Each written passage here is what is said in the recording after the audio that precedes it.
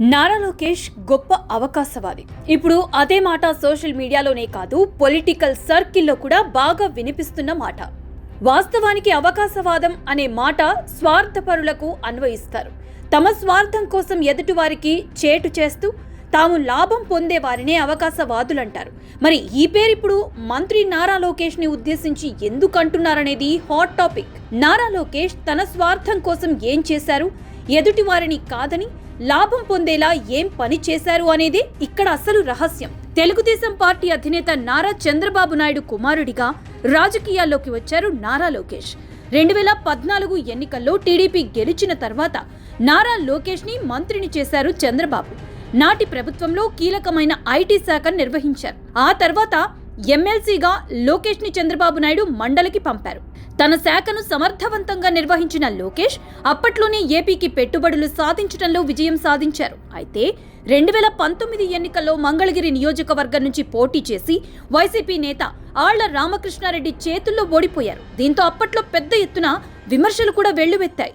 రోజా, కొడాలి నాని, వల్లభనేని వంశీ, అనిల్ కుమార్ యాదవ్, అంబటి రాంబాబుతో పాటు వైసీపీ సానుభూతి పరులైన బోర్గడ్డ అనిల్ వంటి వాళ్లు కూడా నోటికి వచ్చినట్లు కామెంట్లు చేశారు.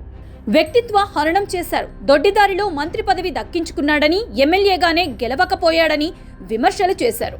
ఇక యువగళం పాదయాత్ర గురించి లోకేష్ ప్రకటన చేయగానే 10 కిలోమీటర్లైనా నడుస్తాడా అని ఎద్దేవా చేశారు. అయితే లోకేష్ మాత్రం ఇవేవీ లెక్క చేయలేదు. తన లక్ష్యం దిశగా అడుగులు వేసి అనుకున్నదే సాధించారు.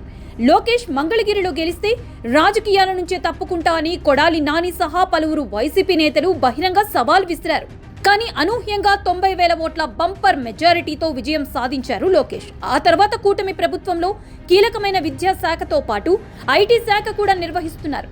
లోకేష్ సారథ్యంలో ఏపీలో టీసీఎస్ వంటి బడా సంస్థలు కూడా పెట్టుబడులు పెట్టేందుకు సిద్ధమయ్యాయి. ఇదే సమయంలో మరో భారీ పరిశ్రమను ఏపీకి రాబట్టడంలో లోకేష్ తనదైన శైలిలో పావులు కదుపుతున్నారు.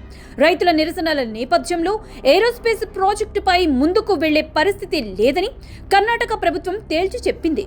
ఇదే అదునుగా భావించిన మంత్రి నారా లోకేష్ ఏరోస్పేస్ పరిశ్రమను ఏపీకి ఆహ్వానించారు. అవసరమైన అన్ని వసతులు కల్పిస్తామని హామీ ఇచ్చారు. ఒక్కసారి ఏపీలో అవకాశాలను పరిశీలించారని ఏరోస్పేస్ ఇండస్ట్రీని లోకేష్ కోరారు. మంత్రి నారా లోకేష్ ఏరోస్పేస్ కంపెనీలను ఏపీకి ఆహ్వానించడంపై ప్రముఖ పారిశ్రామికవేత్త, హుబ్బళ్లి ధార్వాడ్ డెవలప్మెంట్ ఫోరం కోశాధికారి సిఎస్వి ప్రసాద్ తనదైన శైలిలో స్పందించారు. పారిశ్రామిక అభివృద్ధికి భూమి అనేది ప్రాథమిక అవసరం. పెట్టుబడులు పెట్టడానికి, ఉద్యోగాలు సృష్టించడానికి, రాష్ట్ర ఆర్థిక వ్యవస్థకు దోహదపడడానికి సిద్ధంగా ఉన్న పారిశ్రామికవేత్తలకు భూమిని గుర్తించి కేటాయించటం రాష్ట్ర ప్రభుత్వ విధి అని గుర్తు చేశారు. అయితే కర్ణాటకలో గత ప్రభుత్వం ప్రారంభించిన ప్రతిపాదనలను ప్రస్తుత కాంగ్రెస్ ప్రభుత్వం సారవంతమైన భూమి అనే కారణంతో పునరాలోచిస్తోందన్నారు. కొందరు రైతులు త్యాగం చేసినప్పుడు వారి సహకారం పారిశ్రామికీకరణ, రైల్వే లైన్ నిర్మాణాల ద్వారా రాష్ట్రం ఇతర రైతులకు అభివృద్ధికి కూడా దారి తీస్తుందన్నారు. అదే సమయంలో ఆంధ్రప్రదేశ్లోని అమరావతిలో ఉన్నట్లుగా భూసేకరణ వంటి విధానాలు ప్రభుత్వానికి ఉండాలని ప్రసాద్ సూచించారు. భూ యజమాని భూమిని కోల్పోడు, కానీ అభివృద్ధి చెందిన భూమిలో వాటా పొందుతాడు.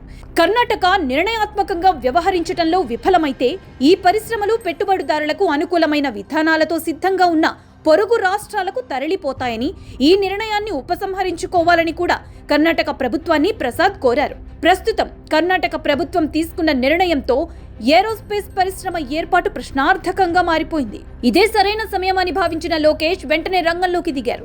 కర్ణాటకలో తలెత్తిన ప్రతికూల పరిస్థితులను ఏపీకి అనుకూలంగా మలుచుకునేందుకు వేగంగా పావులు కదుపుతున్నారు. రాష్ట్రానికి పెట్టుబడులు ఆకర్షించడం, ఏపీలో ఉపాధి అవకాశాలు మెరుగుపరచడమే లక్ష్యంగా పెట్టుకున్న లోకేష్ ఏరోస్పేస్ పరిశ్రమ ఏపీకి రావాలని కోరారు. ఇందుకోసం ఏకంగా 8,000 ఎకరాలు కేటాయించేందుకు కూడా సుముఖత వ్యక్తం చేశారు. దీనిపై ఏరోస్పేస్ ఇండస్ట్రీస్ కూడా సానుకూలంగా స్పందించాయి. త్వరలోనే ఏపీ సర్కార్తో చర్చలు జరిపేందుకు అంగీకరించాయి. వాస్తవానికి బెంగళూరు అంతర్జాతీయ విమానాశ్రయం దేవనహళ్లికి సమీపంలో ఎక్కువగా ఉన్నవి బడా రాజకీయ నాయకుల ఫామ్ ల్యాండ్స్. ఆ భూముల సేకరణను ఆపడానికి పోరాటం పేరుతో డ్రామా ఆడారు. దీంతో కర్ణాటకలోని కాంగ్రెస్ ప్రభుత్వం ఆ భూములను సేకరించడం లేదని తేల్చి చెప్పింది. ఒక రాష్ట్రంలో ఎదురైన సమస్యను అవకాశంగా మలుచుకుని తన రాష్ట్ర అభివృద్ధికి బాటలు వేయాలనే లోకేష్ ఆలోచన బహుముఖ ప్రయోజనకారిగా కనిపిస్తుంది. ఈ నేపథ్యంలో ఇప్పటికే ఏపీలో ఏరో స్పేస్, డిఫెన్స్ పాలసీలు ప్రకటించి ఆ పరిశ్రమలు కర్ణాటక సమీపంలోని అనంతపురం వైపు వస్తే లేపాక్షి సెజ్ నుంచి సేకరించిన భూములు ఇవ్వడానికి సిద్ధం చేసి సమయస్ఫూర్తి ప్రదర్శించారు లోకేష్. లోకేష్ తీరుపై కర్ణాటక పారిశ్రామికవేత్తలు, ప్రభుత్వ పెద్దలు తీవ్ర అసహనం వ్యక్తం చేస్తున్నారు.